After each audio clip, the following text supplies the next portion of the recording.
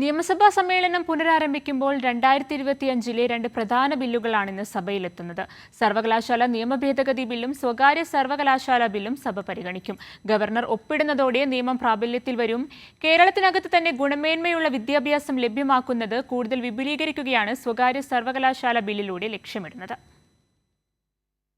നിലവിലെ സർവകലാശാലാ നിയമങ്ങളെല്ലാം തന്നെ 1970കളിലും 80കളിലുമാണ് രൂപീകരിച്ചത്. 73-74 ഭരണഘടനാ ഭേദഗതിക്ക് ശേഷം 1995-ലാണ് കേരളത്തിലെ സമഗ്രമായ പഞ്ചായത്ത് രാജ് സംവിധാനം വന്നത്. പിന്നാലെ നിലവിലുള്ള panchayat president, municipal chairperson, corporation mayor തുടങ്ങിയ തസ്തികകൾ വരികയും ഇത് മുഴുവൻ സമയ പ്രവർത്തനമായി മാറുകയും ചെയ്തു. ശേഷം സംസ്ഥാനത്തെ സർവകലാശാല ചരിത്രത്തിൽ നടക്കുന്ന ഏറ്റവും സമഗ്രമായ നിയമ ഭേദഗതിക്കാണ് ഇപ്പോൾ ബില്ല് തയ്യാറാക്കിയിരിക്കുന്നത്. ഇതിലൂടെ ഇത്തരം തസ്തികകൾക്ക് ലഭിക്കുന്ന ആനുകൂല്യം ഗവർണർ ഒപ്പിടുന്ന അന്നു മുതൽ മാത്രമാണ് പ്രാബല്യത്തിൽ വരിക.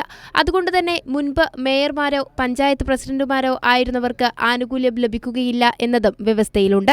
അതേസമയം കേരളത്തിനകത്ത് തന്നെ ഗുണമേന്മയുള്ള വിദ്യാഭ്യാസം ലഭ്യമാകുന്നത് കൂടുതൽ വിപുലീകരിക്കുകയാണ് സ്വകാര്യ സർവകലാശാല ബില്ലിലൂടെ ലക്ഷ്യമിടുന്നത്. സാമൂഹ്യനീതി ഉറപ്പാക്കിക്കൊണ്ടായിരിക്കും സർവകലാശാല കേരളത്തിൽ പ്രവർത്തിപ്പിക്കുക.